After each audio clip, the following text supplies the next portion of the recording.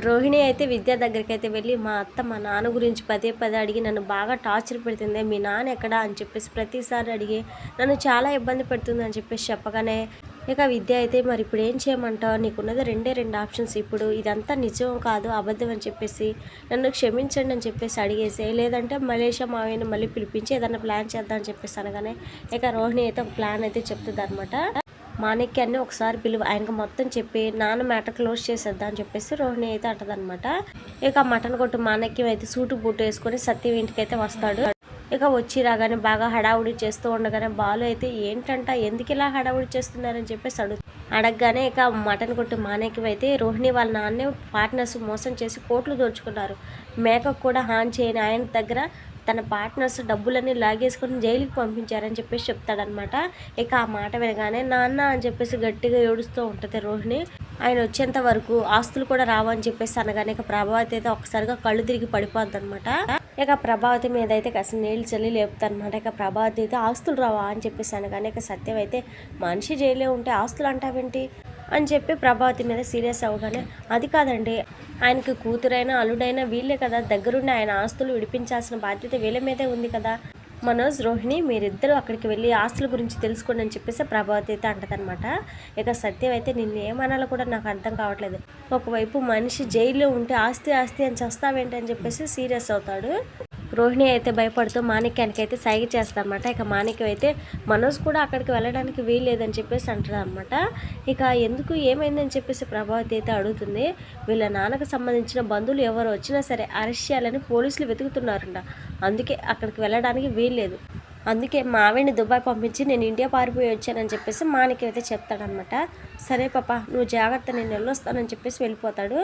ఆ తర్వాత మీనా అయితే ప్రభావతికి కాఫీ తెచ్చి ఇవ్వగానే కాఫీని అయితే తీసుకోకుండా ప్రభావతి అయితే విసిరి కొడుతుంది అనమాట. ఇంట్లో ఇన్ని అనర్థాలు జరగడానికి కారణం మీనానే, ఇది ఇంట్లో అడుగుపెట్టి నుంచి ఇంట్లో అన్ని నష్టాలే జరుగుతున్నాయి, ఒక నష్టజాతకురాలు ఇది అని చెప్పేసి మీనానైతే తిడుతూ ఉంటుంది అనమాట. ఇప్పుడు నేనేం చేశానని అని చెప్పేసి మీనా అయితే అడుగుతుంది.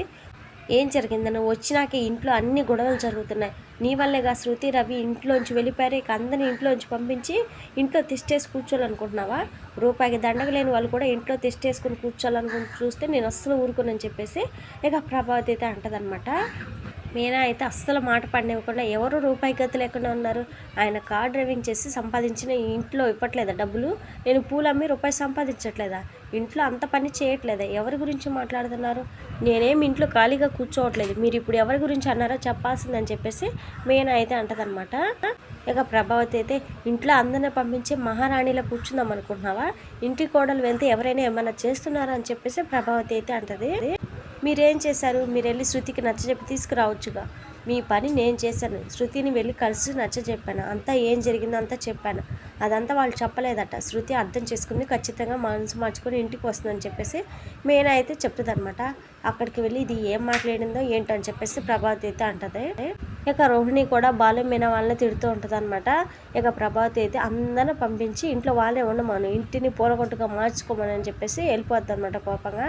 ఇక బాలు అయితే మీనా దగ్గరికి వెళ్ళి, శృతికి మన మీద గొప్ప, నిన్ను శృతి దగ్గరికి ఎవరు వెళ్ళమన్నారని చెప్పేశారు, కానీ ఎవరి కోసం వెళ్ళాను, అత్తయ్య మావయ్య వాళ్ళ కోసం చాలా దిగులు పడుతున్నారు, అత్తయ్య అయితే అన్నం కూడా తినట్లేదు, అందుకే వెళ్ళాను, శృతితో మాట్లాడాను, జరిగిన విషయం మొత్తం చెప్పాను, చెప్పానని చెప్పేసి ఇక అంటదనమాట. మరి మీరు మీ తమ్ముడి దగ్గరికి ఎందుకు వెళ్ళారు రవి దగ్గరికి అని చెప్పేసాను, కానీ నీ అమ్మ నాన్న కోసం అని చెప్పేసి అంటాడనమాట. మరి నేను కూడా అందుకే వెళ్ళానండి అని చెప్పేసి చెప్తుంది. ఇద్దరితో మాట్లాడాం కాబట్టి వాళ్ళే వస్తారు, అప్పటి వరకు ఏ గొడవ చేయకండి, సైలెంట్గా ఉండండి అని చెప్పేసి మీనా అయితే అంటదనమాట. తర్వాత రోహిణి కోసం అని చెప్పేసి పార్లర్కి దినేష్ అయితే వస్తాడనమాట. వెళ్ళొద్దు లోపలికి అని చెప్పేసి ఆపినా కానీ ఇక ఆగకుండా లోపలికి అయితే వెళ్ళిపోయి హాయ్ కళ్యాణి అని చెప్పేసి రోహిణిని అయితే పలకరిస్తాడనమాట. నేను పెళ్లి చేసుకోబోతున్నాను, నీ వల్లేగా నా పెళ్లి చెడిపోయింది, సింపుల్గా చేసుకుందాం అనుకున్నాను, నాకు 1,00,000 రూపాయలు ఇవ్వు, నేను పెళ్లి చేసుకున్న అమ్మాయికి నా మొదటి పెళ్లి గురించి మొత్తం చెప్పాను, కానీ నువ్వేం చేస్తావు, నీలా నేనేం మోసం చేయట్లేదు, నువ్వు చెప్పేవన్నీ అబద్ధాలే, కానీ నేను అలా కాదు, నా ఫ్లాష్ బ్యాక్ మొత్తం చెప్పి పెళ్లి చేసుకోవాలనుకుంటున్నాను, నాకు అర్జెంట్గా 1,00,000 రూపాయలు ఇవ్వు అని చెప్పేసి అనగానే నా దగ్గర లేవు అని చెప్పేసి అంటూ ఉంటుంది అనమాట. ఎంతలో అక్కడికైతే మనోజ్ కూడా వస్తూ ఉంటాడు. ఇక మనోజ్ని చూసి వెంటనే డబ్బులు ఇస్తాలే అని చెప్పేసి అనగానే ఇంక వెంటనే దినేష్ అయితే వెళ్ళిపోతాడనమాట. ఇక మనోజ్ అయితే వచ్చేసి నేను కెనడా వెళ్ళాలనుకుంటున్నాను, నాకు బ్యాంక్ బ్యాలెన్స్ చూపించాలంట, నాకు డబ్బులు కావాలి, మలేషియా మావిని ఒకసారి అడిగి డబ్బులు అరేంజ్ చేయరాదని చెప్పేసి చెప్పగానే ఇక రోహిణి అయితే ప్రతి ఒక్కరూ డబ్బులు డబ్బు డబ్బు అని నన్ను పీడించుకు తింటున్నారని చెప్పేసి అనగానే ప్రతి ఒక్కరా ఇంతకు ముందు ఎవరైనా అడిగారని నేను డబ్బులు అని చెప్పేసి మనోజ్ అయితే అంటాడు.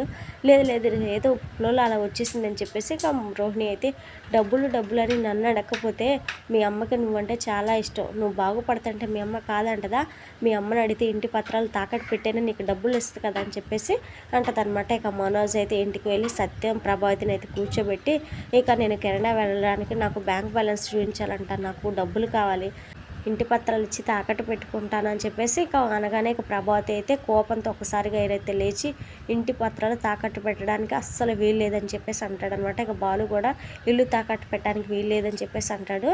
ఇక ప్రభావతి అయితే మనోజ్ని తిడుతుంది, బాలుకి అయితే సపోర్ట్గా మాట్లాడుతుంది అనమాట. ఇది ఫ్రెండ్స్ మరి వాళ్ళ వీడియో నచ్చితే తప్పకుండా లైక్ చేయండి. నెక్స్ట్ ఎపిసోడ్లో ఏం జరగబోతుంది ఏంటి అనేది మిస్ అవ్వకుండా తెలుసుకోవాలనుకుంటే మన ఛానల్ని సబ్స్క్రైబ్ చేసి సపోర్ట్ చేయండి. Thank you friends, love you all.